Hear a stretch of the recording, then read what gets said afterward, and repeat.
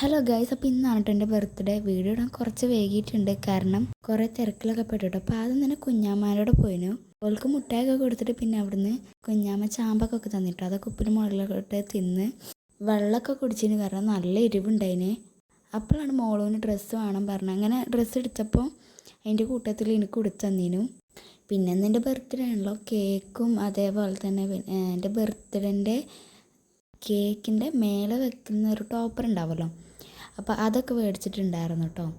സത്യം പറഞ്ഞാൽ കേക്ക് എനിക്ക് നല്ലോണം ഇഷ്ടമായി, നല്ല രസമുണ്ട് കേട്ടോ കാണാൻ.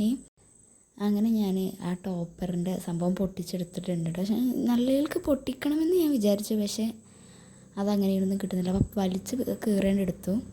പിന്നെ എനിക്ക് പനിയൊക്കെ വരുന്നുണ്ട്. ഞാൻ എന്നിട്ടും എഫോർട്ട് എടുത്തിട്ടാണ് ഇപ്പോൾ ഈ ഒരു വോയിസ് ഓവറൊക്കെ കൊടുക്കണത് കേട്ടോ. ഇന്നലെ ആയിരുന്നു എൻ്റെ ബർത്ത്ഡേ, അതായത് ജൂൺ 27. എനിക്ക് 13 വയസ്സായിട്ടോ. ഇതാണ് കേട്ടോ ഡ്രസ്സ്. എന്തായാലും കുറച്ചധികം എഫോർട്ട് എടുത്തിട്ട് തന്നെയാണ് ഓരോ വീഡിയോസ് എടുത്തിട്ടുള്ളത്. എനിക്ക് ഫോട്ടോസും വീഡിയോസും തികയുന്നുണ്ടായില്ല. ഇതിലൊക്കെ എനിക്ക് ഫോട്ടോസും വീഡിയോസും എടുത്ത് കുഴങ്ങിയിട്ടുണ്ടായിരുന്നു കേട്ടോ. എന്തായാലും എനിക്ക് മറക്കാൻ പറ്റാത്തൊരു ദിവസമായിരുന്നു, കാരണം ഞാൻ ആഗ്രഹിച്ച പോലെ തന്നെ കേക്കും കാര്യങ്ങളൊക്കെ മുറിക്കാൻ പറ്റി.